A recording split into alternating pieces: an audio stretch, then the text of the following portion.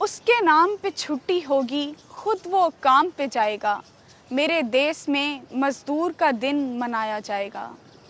आज मज़दूरों के आलमी दिन के मौके पर क्या मज़दूर को भी अपने इस दिन की आगाही है? जानते हैं इस रिपोर्ट में।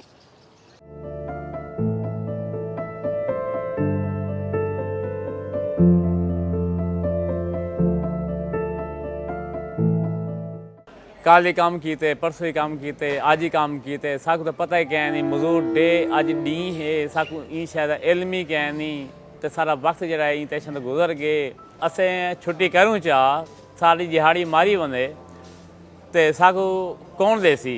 असें स्टेशन ते आसूँ तो घिन वेसूँ, ना आसूँ तो ना घिन वेसूँ। मेरा नाम मोहम्मद असगर है, मैं सुजाबाद तो ताल्लुक रखे ना। तो अगे निज़ाम जड़े हैं कुछ सही चल रहे, हम महंगाई के दौरान निज़ाम सही नहीं चल सकते सारे। तो स्टेशन पर गुजारा करें, जो कुछ भी है थोड़ी है या ज़्यादा है थी गुजारा करें। बाकी हालात सारे बहुत मुश्किल हैं। तो स्टेशन पर सारा नहीं थी पिया मुसाफिर का रुझान स्टेशन पर बिल्कुल कहीं नहीं। बस हूँ जवानी है हूँ हाई तो उस काम करें रह गए हैं। पिछा बल के डिठा क्या नहीं, हूँ बुढ़ेपा आ गए, हूँ कशा है कहना, हूँ घर का गुजर बसर नहीं थी सकता। जो वक्त गुजर गया ना वक्त वापस नहीं आ सकता। मेरी शादी थी हुई है, मेरी एक बच्ची है और बिया कोई बच्चा कह नहीं अभी 10 साल दी है, 6वीं पढ़ती पी है। बस काम करेंदे पे स्टेशन से काम करेंदे पे जो 200 है या 500 है या 800 हवाई होती है मिल वेंदी है। और ये के प्यार करके वो बच्ची को स्कूल पुचे ने और कोई स्कूल वाले साढ़े नाल कोई तामन करें।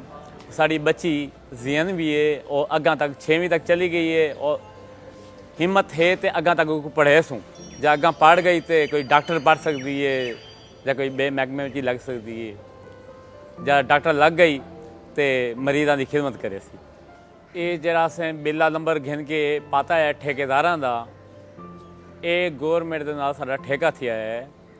पहले असें 100 रुपये दिहाड़ी देंदे आसे, हुण असें 100 दे विचों 30 रुपये 30% जेह्ड़ा ना असें ठेकेदार को देने 100 दे विचों। ते असें रेलवे को इहो आखना चाहसूँ ये साकू माफ़ कर देवन तो जो गरीब है वो अपनी रोटी खा सके। अगे सारे हालात बड़े मुश्किल हैं, हुण इत्थे सारे हालात बड़े मुश्किल हैं।